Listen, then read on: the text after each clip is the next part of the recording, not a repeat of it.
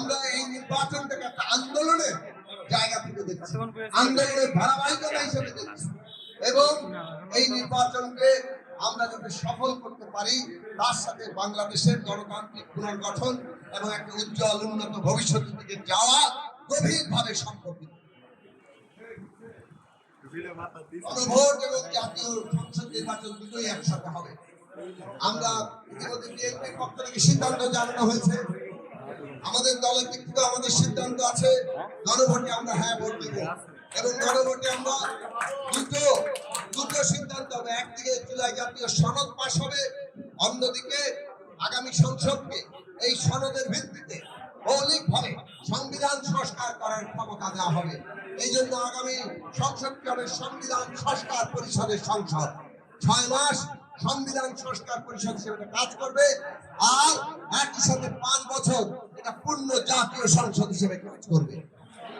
সরকার গঠিত হবে এবং আমরা আশা করি এই যুগপৎ আন্দোলনের ধারায় আগামী দিনে সরকার গঠিত হবে।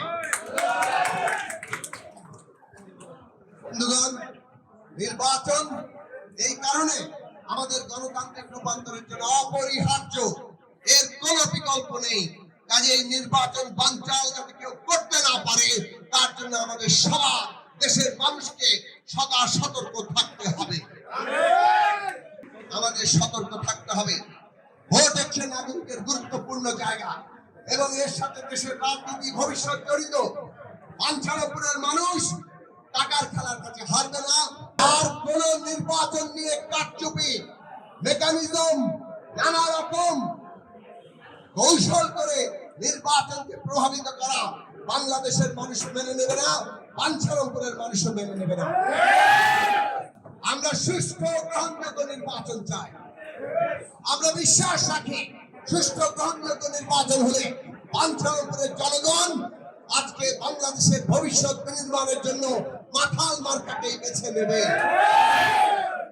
আমাদের কোনো ভয় নাই, আমরা সুষ্ঠু গ্রহণযোগ্য নির্বাচন চাই, কিন্তু টাকার খেলা প্রশাসনিক কারসাজে পাঞ্চালপুরবাসী সহ্য করবে না। বিএনপি নেতৃবৃন্দ আজকে তারা প্রমাণ করেছেন তারা নিজেরা ঐক্যবদ্ধ হয়ে তারা যে একটা গণতান্ত্রিক প্রক্রিয়ায় নিজেদের পরিচালিত করতে চান সেইটার একটা উজ্জ্বল দৃষ্টান্ত হচ্ছে। আজকে তারা ঐক্যবদ্ধ ভাবে তাদের পার্টির যে সিদ্ধান্ত সেই সিদ্ধান্ত তারা বাস্তবায়ন করতে যাচ্ছেন। কাজেই সমস্ত তৃণমূলের নেতা কর্মীরা তারা আজকে পার্টি সিদ্ধান্ত হিসেবে মাথালের পক্ষে প্রচারে নামবেন, কাজ করবেন, বাড়ি বাড়ি যাবেন, মানুষের কাছে যাবেন। সেই আশা রাখি, আমরা আপনাদের উপর ভরসা রাখি, আপনারা মাথালকে বিজয়ী করে আনবেন। আমরা আজকে থেকে আমরা আমাদের প্রচারণা কাজ আরো জোরদার ভাবে শুরু করতে চাই।